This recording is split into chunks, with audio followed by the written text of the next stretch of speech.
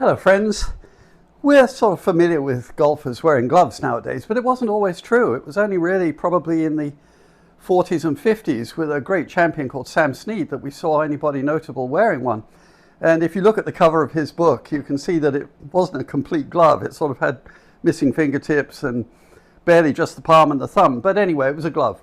And about a half a generation after him, there was Arnold Palmer, who was a much more influential golfer in general on the entire world, and particularly on me. And he would wear a glove, hit the ball, but he would take it off when he was putting because he thought it inhibited the feel that he desired. And I, of course, had to copy him. So I would take my very first glove, which my dad bought me at Glenbervie in Scotland when I was 16, and I would wear it when I was hitting the shot, and then take it off, put it in my back pocket like Arnold Palmer, and use a gloves-free hand for putting. Now, then when I became an apprentice golf professional, and for a few years after that until I emigrated, I frankly couldn't afford gloves, and also found I didn't really need them. There's one or two golfers nowadays, champions, who don't wear them. Freddie Couples comes to mind. And most recently, a British Open champion called Colin Morikawa, who has been experimenting not wearing one, although he did find an inconvenience, which I'll get to in a moment. So I didn't wear them until I emigrated to California. And I found very quickly that I really needed a glove because the heat meant that I was sweating and I just couldn't hold the golf club. And that was precisely what Colin Morikawa has found to be true. So I continue to do what Arnold Palmer does, which is take it off for putting, but also I take it off between shots and just walk with it in my hand so that the air can get to both my hand and the interior of the glove to try to evaporate some of the moisture. So the way we fit gloves is to ensure that the length of the finger is correct, and there are usually two fittings. There's the cadet fitting, which is shorter fingers, and the regular, which is longer.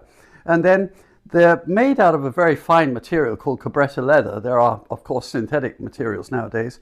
And it's a stretchy material somewhat. And so they have these Velcro tabs on the back, which when you first buy it, you want to have it be tight enough that it really maybe only reaches about halfway over.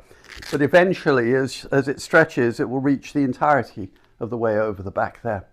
And watch out for the wear because it's somewhat evocative of elements in your golf swing. It'll wear out the thumb quite commonly. For me, it was always a little bit on the first joint of the forefinger. And particularly interestingly, this heel of the hand here, if that's wearing out a lot, you don't have secure grip of the club. It means it's moving around and rubbing on the glove and wearing it. So grip more in the fingers is what I'd recommend if you're seeing anywhere here. Can't do much about the thumb.